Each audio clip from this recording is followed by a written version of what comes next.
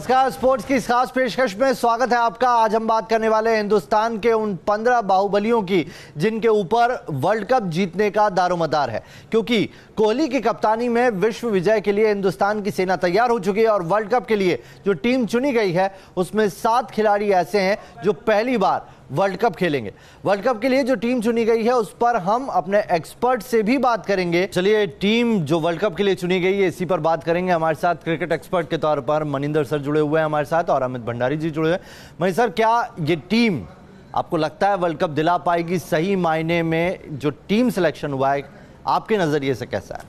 देखिए, बेसिकली ये दिख रहा था कि यही टीम होने वाली है, लगभग इसी के आसपास टीम बनने वाली है, क्योंकि पिछले 2 साल में आपने 20 जो खिलाड़ी खिलाए हैं उसमें ये जो 15 सिलेक्ट हुए इनको बहुत ज़्यादा खेलने का मौका मिला है। सो ये लग रहा था कि लगभग इसी प्रकार की टीम होगी। हालांकि मेरी थोड़ी सी सोच अलग है। मुझे ऐसा लगता है कि कुछ खिलाड़ी ऐसे हैं जिन्होंने इंडिया ए के लिए बहुत बढ़िया किया, डोमेस्टिक लेवल के ऊपर बहुत बढ़िया किया, लेकिन आपने उनको किसी तरह से पुश ही नहीं किया, जिसमें श्रेयस अय्यर का नाम आ जाता है, मयंक अग्रवाल, मनीष पांडे, ये कुछ ऐसे क्रिकेटर्स हैं जिनको, शुभमन गिल, इनको आपने मौका ही नहीं दिया आगे बढ़ने का। सो लग रहा था कि यही लगभग टीम होने वाली है और कुछ वैसी हुई।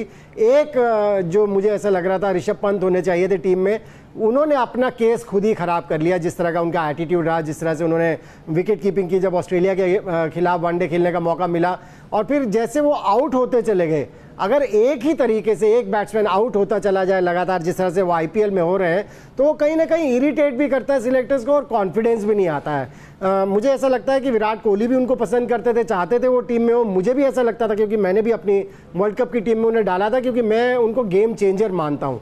लेकिन अगर कोई खिलाड़ी मैच्योर ही ना हो रहा हो, इतनी इनिंग्स में लगातार एक ही तरीके से आउट होता चला जाए, तो फिर वही बात हो जाती है। ये सबसे बेहतरीन एग्जाम्पल है अपने पैर पे खुद से कैसे कुल्हाड़ी मारनी है, और उसका फायदा मिल गया दिनेश कार्तिक को। अमित भाई, आप बताइए कि आपके लिहाज से टीम कैसी है? और अंबाती रायडू नंबर 4 पर टीम इंडिया के लिए अच्छा परफॉर्म करते देखे जा रहे थे। हमने पिछली मरतबा जब बात की थी तो आपने बार बार जिक्र किया था कि रायडू और पंत में से कोई एक हो सकता है उस जगह पर, लेकिन उन्हें चांस नहीं मिल पाया। इसके पीछे क्या वजह देखते हैं? वजह सेम है, जैसे भैया ने बोला कि ऋषभ पंत को जितने चांस मिले उन्होंने अवेल नहीं किया। वहीं रायडू की बात करें, थोड़ा सरप्राइज हूँ रायडू पे, क्योंकि आप 1 साल से रायडू को कंटिन्यूस खिलाई जा रहे हो और स्टेटमेंट भी दिया था कि हाँ हमें 4 नंबर का प्लेयर मिल गया। पर पिछली 2 सीरीज में जिस तरह से रायडू आउट हुए मीडियम पेस के अगेंस्ट, तो कहीं ना कहीं टीम मैनेजमेंट को एक सोचने का मौका मिला, क्या हम इस प्लेयर को ठीक वर्ल्ड कप के लिए ले जा सकते हैं कि नहीं ले जा सकते। तो शायद कहीं ना कहीं रवि शास्त्री और विराट कोहली का इनपुट था कि वो कन्विंस नहीं हो पा रहे थे कि इसको टीम में रखें या ना रखें। तो शायद टीम मैनेजमेंट का बहुत बड़ा रोल होता है 15 जब पिक होते हैं, क्योंकि जब आप 15 पिक करते हो तो पहले आप 11 वो पिक करते हो जिनको आपको लगता है कि मुझे 11 में खिलाना है। तो शायद वो रायडू उन 11 में नजर नहीं आ रहे थे, इस वजह से शायद वो अपनी 15 में जगह खो बैठे। मनी सर, आपको नहीं लगता कि कई 7 खिलाड़ी ऐसे हैं जो फर्स्ट टाइम वर्ल्ड कप खेलने जा रहे हैं, ऐसे में रायडू और पंत का शामिल नहीं होना वर्ल्ड कप की टीम में एक खिलाड़ी के लिए कितना बड़ा एक तरीके से कह सकते हैं कि सेटबैक है? नहीं, देखिए, जहां तक पंत का सवाल है, वो भी फर्स्ट टाइम ही होते हैं वर्ल्ड कप में। अब उनको 4 साल का इंतजार करना पड़ेगा अपने एटीट्यूड की वजह से।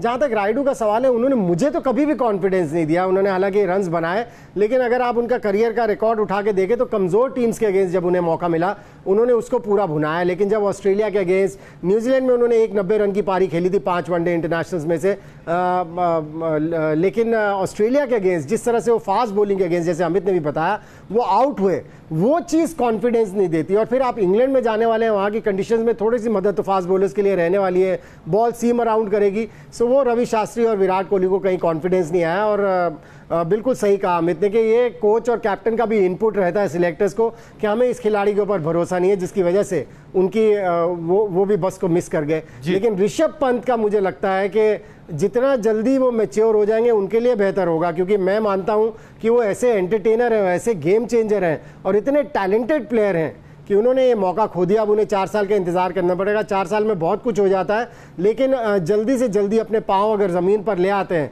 तो अभी भी मौका है लाइफ में, आगे आने वाले टाइम में वो 1-2 वर्ल्ड कप खेल सकते हैं, क्योंकि अभी छोटी उम्र के हैं। अमित भाई, दिनेश कार्तिक के फेवर में क्या चीज जाती दिखाई दी? क्योंकि आखिरी वनडे सीरीज में भी वो कुछ ऐसा नहीं कर पाए थे जो बहुत बेहतर, और आईपीएल में भी उनकी परफॉर्मेंस हम देख रहे हैं इतनी अच्छी नहीं चल रही है। दिनेश कार्तिक का केस सिंपल था कि जितने उनको मौके मिले उन्होंने फिनिश अच्छा किया। अगर आप कई मैचेस देखें, उनको 10 बॉलें खेलने को मिली तो उन्होंने 22 रन बनाए, ऑस्ट्रेलिया के अंदर मैच जिताया। कहीं ना कहीं एक चीज और भी थी, जैसे ऋषभ पंत का था कि बैटिंग से तो फ्लॉप हुए थे, उन्होंने कहीं ना कहीं कीपिंग पे भी उन पे क्वेश्चन मार्क उठा था कि हाँ कीपिंग में भी ऑस्ट्रेलिया होम सीरीज में उन्होंने वैसी कीपिंग नहीं की वनडे के अंदर जहां पर उन्हें अच्छी करनी चाहिए थी। पर वही है कि दिनेश कार्तिक को इसलिए पिक किया कि बैटर विकेट कीपर थे। अगर कल कुछ धोनी को होता है तो शायद दिनेश कार्तिक को आप कीपिंग करा सकते हो। और फिर भी एक चीज़ है कि दिनेश कार्तिक फेवर में कि वो एज ए बैट्समैन भी खेल सकते हैं। अगर टीम मैनेजमेंट को लगता है कि हाँ ये 4 नंबर पे अच्छा प्लेयर है, हम ट्राई कर सकते हैं, तो ये भी हो सकता है जी। और दिनेश कार्तिक मुझे ऐसा लगता है नवेद उन खिलाड़ियों में से हैं जिनको किसी और के खराब करने का भी फायदा मिल जाता है। जैसे कि हम ऋषभ पंत की बात कर रहे हैं, इतने मौके मिले वो भुना नहीं पाए। जहां तक रायडू का सवाल था, उनको जो मौके मिले, जब फास्ट बॉलिंग के अगेंस्ट उनको खेलने का मौका मिला, वो थोड़े से एक्सपोज हो गए। सो इन दोनों के अच्छा ना खेलने की वजह से फिर आप एक्सपीरियंस की तरफ मुड़ गए, जो कि दिनेश कार्तिक के पास है, क्योंकि वो 90 के करीब वनडे इंटरनेशनल खेल चुके हैं।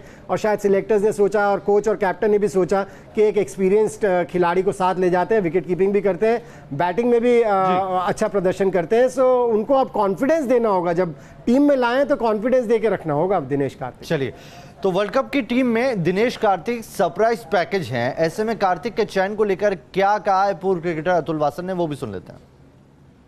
नहीं, मुझे लगता है कि देखिए ये एक बिल्कुल प्रैग्मेटिक, बैलेंस्ड और सोच समझी हुई टीम है।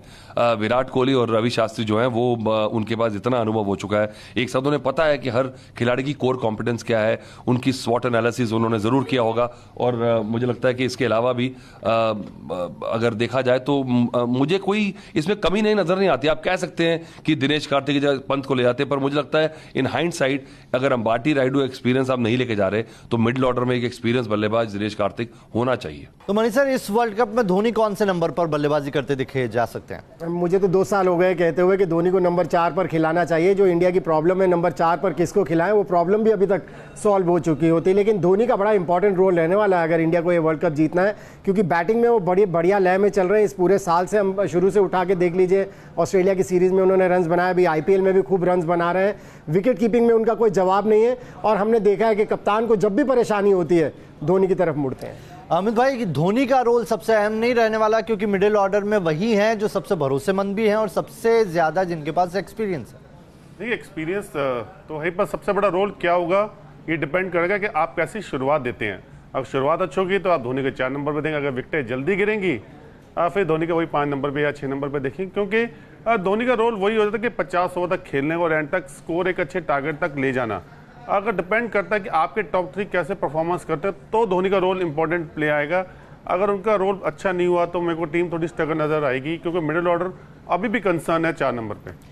मनीष सर, इस वर्ल्ड कप में विराट की सबसे बड़ी ताकत धोनी का अनुभव रहेगा या नहीं रहेगा, क्योंकि 2 वर्ल्ड कप जीतने का अनुभव है उनके पास? बिल्कुल, देखिए धोनी का एक्सपीरियंस तो काम आने वाला है। जितने भी वनडे इंटरनेशनल्स विराट कोहली की कैप्टनसी में हमने खेले हैं, धोनी जब भी वहाँ होते हैं, चाहे रोहित की कैप्टनसी में भी खेले हैं, धोनी जब वहाँ होते हैं तो दोनों ये कप्तान धोनी की तरफ देखने लगते हैं जब जरूरत पड़ती है। सो धोनी का बैटिंग और कीपिंग तो रहेगी ही रहेगी, लेकिन वो जो सलाह भी देते हैं वो भी बड़ी इंपॉर्टेंट रहने वाली है कैप्टन के लिए। और इस बार तो धोनी फॉर्म में भी, IPL में उनका फॉर्म भी देखने को मिल रहा है, तो उसका भी बड़ा यहाँ पर फायदा टीम इंडिया को मिलेगा। तो वर्ल्ड कप की टीम में रविंद्र जडेजा को भी शामिल किया गया है, वो स्पिन और ऑलराउंडर की जिम्मेदारी संभालेंगे। पूर्व क्रिकेटर अतुल वासन ने जडेजा के चयन को लेकर क्या कहा, ये सुन लेते हैं।